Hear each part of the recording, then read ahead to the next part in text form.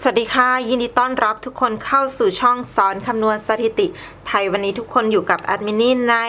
ซีรีส์เลขดับลดต้นทุนกันอีกแล้วนะคะตอนนี้เรากำลังเดินทางมาถึงสูตรดับหลักหน่วยบนกันแล้วซึ่งในงวดที่แล้วเลขดับของแอดมินเข้าทุกสูตรเลยนะคะนี่นะคะเห็นไหมคะในงวดที่แล้วนะคะก็คือลดต้นทุนได้เยอะพอสมควรนะทีนี้มาดูกันในรอบนี้นะคะภาวนาขอให้เข้าทั้ง4สูตรอีกนะคะแต่ก่อนที่จะไปรับชมคลิปกันแอดมินขอคนละ1ไลค์เพื่อให้กำลังใจแอดมินนี้ด้วยนะคะที่สำคัญนะคะช่วยกันกดติดตามหน่อยที่ช่องสอนคำนวณสถิติไทยทั้ง YouTube และ Facebook สุดท้ายถ้าเห็นว่าคลิปของแอดมินนี้มีประโยชน์กดแชร์ให้กันด้วยนะคะ FC ที่น่ารักทั้งหลายสำหรับสูตรนี้นะคะสถิติเดินยาวที่16งวดแล้วนะคะหลุดไป1แต่ล่าสุดเนี่ยกำลังเดินต่อเนื่องที่4งวดถ้าดูจากไทม์ไลน์นี้นะคะรอบนี้มีโอกาสเข้าอย่าง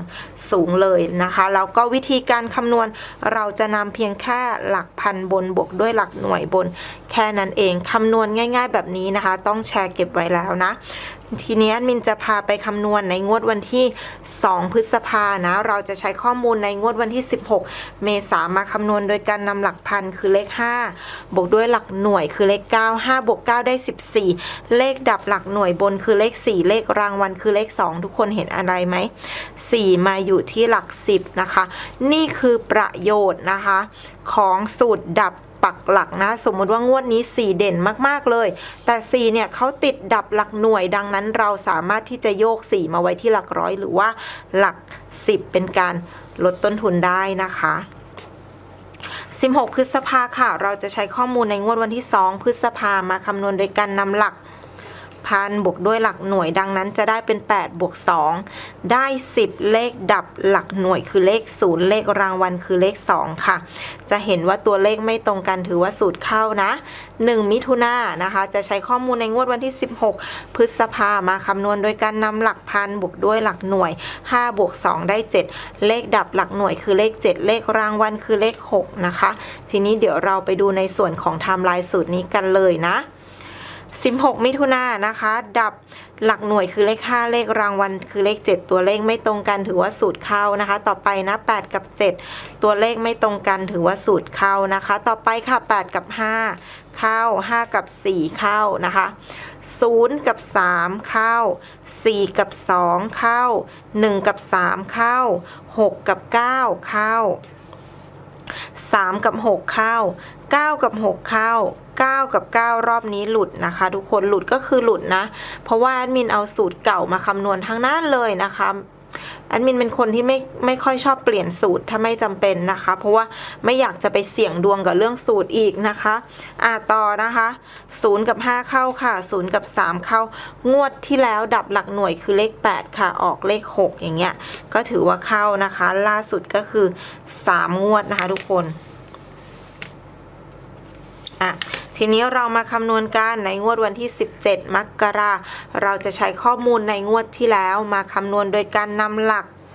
พันคือเลข7บวกด้วยหลักหน่วยคือเลข6ดังนั้นจะได้เป็น7บวก6ได้13นะคะเลขดับหลักหน่วยรอบนี้คือเลข3ค่ะ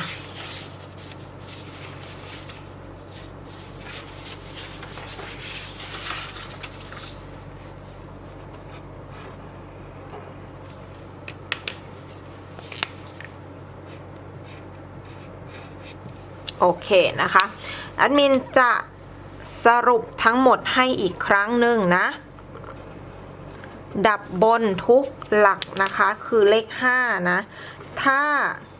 ชนเด่นก็ติดไว้แต่ลดต้นทุนลงมานะคะ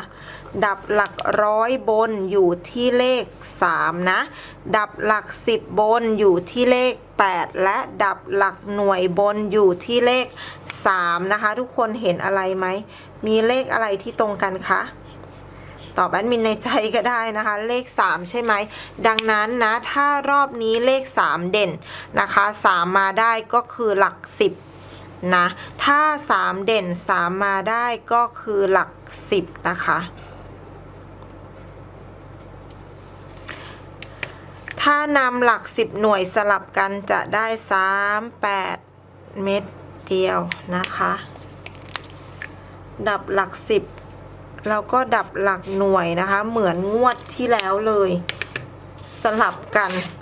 นี่อันนี้38นะคะงวดนี้83นะคะ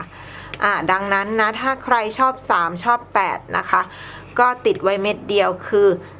38นะคะนี่คือถ้ารอบนี้เข้าอีกก็ตามนี้เลยทุกคนแคปข้อมูลไว้นะคะนี่ก็คือซีรีส์เลขดับบนสูตรลดต้นทุนทั้งหมดนะคะนี่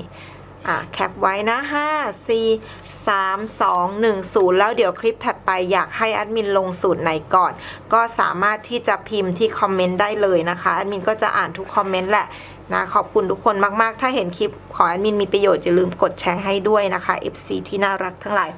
สุดท้ายนะคะขออนุญาตประชาสัมพันธ์หนังสือสอนคำนวณสถิติไทยนะคะพี่ๆท่านใดสนใจที่จะลองคำนวณตัวเลขนะคะพร้อมกับแอดมินก็จะวิเคราะห์ในส่วนของชุดสรุปนะคะในชุดสรุปของแอดมินนะเอาเฉพาะเลข3ตัวนะคะที่เข้านะ4งวดล่าสุดแอดมินทำให้เข้า2งวดหลุด2งวดนะคะเลข3ตัวนะเลขล่างเนี่ยเข้า3งวดนะคะทั้งหมด4งวดนะ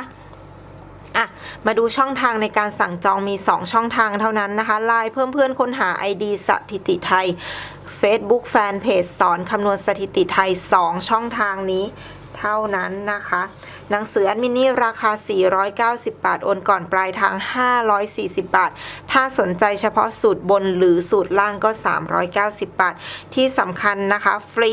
เข้ากลุ่ม VIP ตลอดชีพจนกว่าพี่ๆจะทำผิดกฎของกลุ่มแอดมินจะขออนุญาตดึงออกเพื่อความเป็นระเบียบเรียบร้อยของกลุ่มนะคะ3กลุ่มแบ่งเป็นกลุ่มไลน์2กลุ่มแล้วก็ Facebook 1กลุ่ม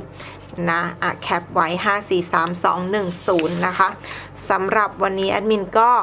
ขอบคุณพี่ๆทุกคนมากๆเลยนะคะที่ติดตามรับฟังกันจนจบสุดท้ายนี้นะคะถ้าพี่ๆมีตรงไหนสอบถามสามารถคอมเมนต์ถามได้สามารถคอมเมนต์ให้แอดมินลงคลิปไหนก่อนได้นะคะแอดมินก็จะอ่านทุกคอมเมนต์เลยแล้วก็ขอบคุณทุกกำลังใจแล้วก็สวัสดีปีใหม่นะคะขอให้พี่ๆทุกคนเดินทางกลับบ้านโดยสวัสดิภาพด้วยนะคะสำหรับวันนี้ขอบคุณทุกคนมากๆที่ติดตามรับฟังกันจนจบ